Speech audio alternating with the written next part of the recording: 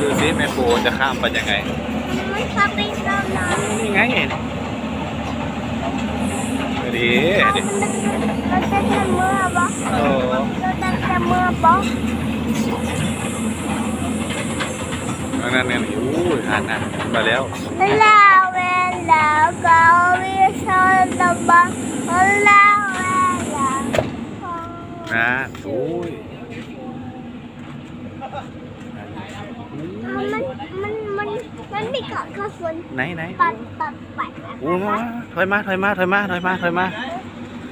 รถดำมานั่นรถดำไปแล้วอู้ไปเลยบายบายก่อนบายบายรถดำคุณตาไปแล้วอู้เห็นไหมน่ะ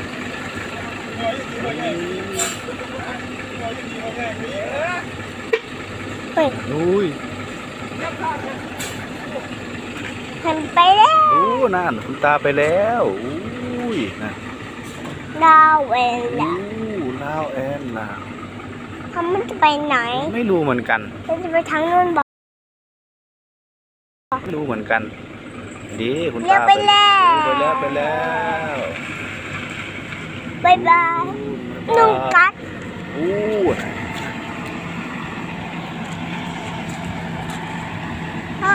นั่นไงดิเห็นไหมน่ะคุณตาทำอะไร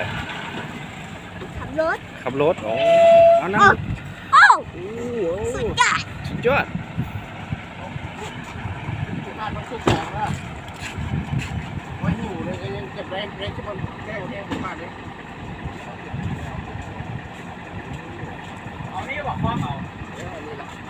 เขาจะทำอะไรไม่รู้รอดูคุณตาทำอะไรคุณตาทำงาน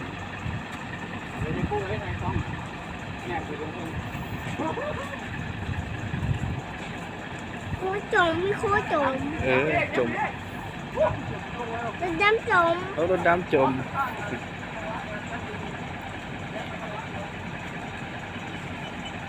ไปไม่ได้โอ้คุณตาเติมน้ำมันบ่ดูคุณตาเติมน้ำมันนะ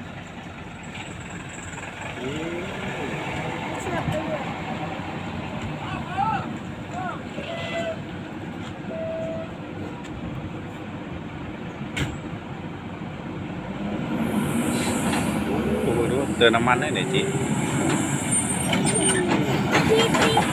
ติดไปแล้ว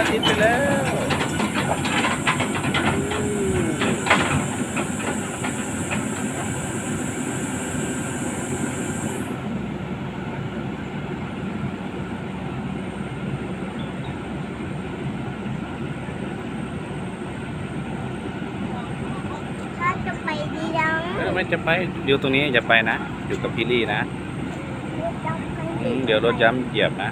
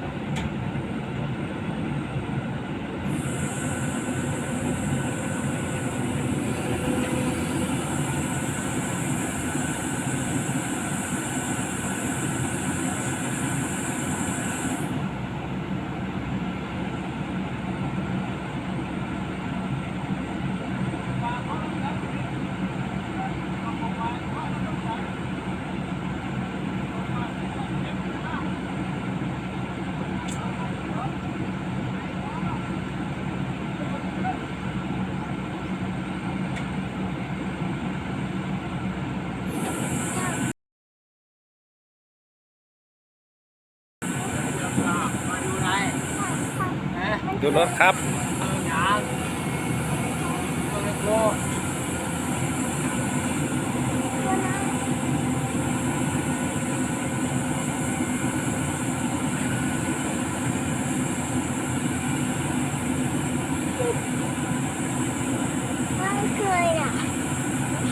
เติมน้ำมันลูก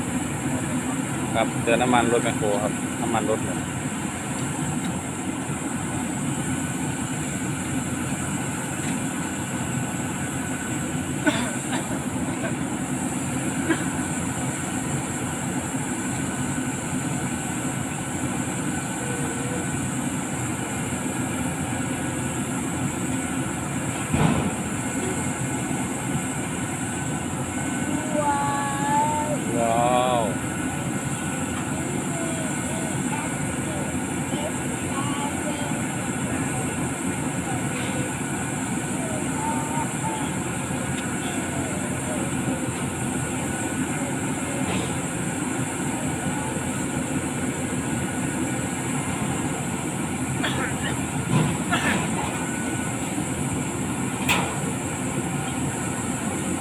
จิถอยมาจิถอยมา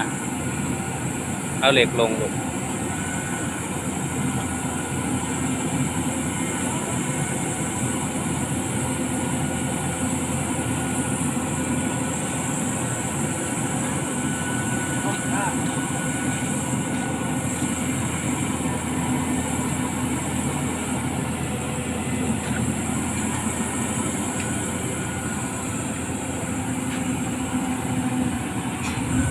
เห็นไหมเกิ่งอ่ะ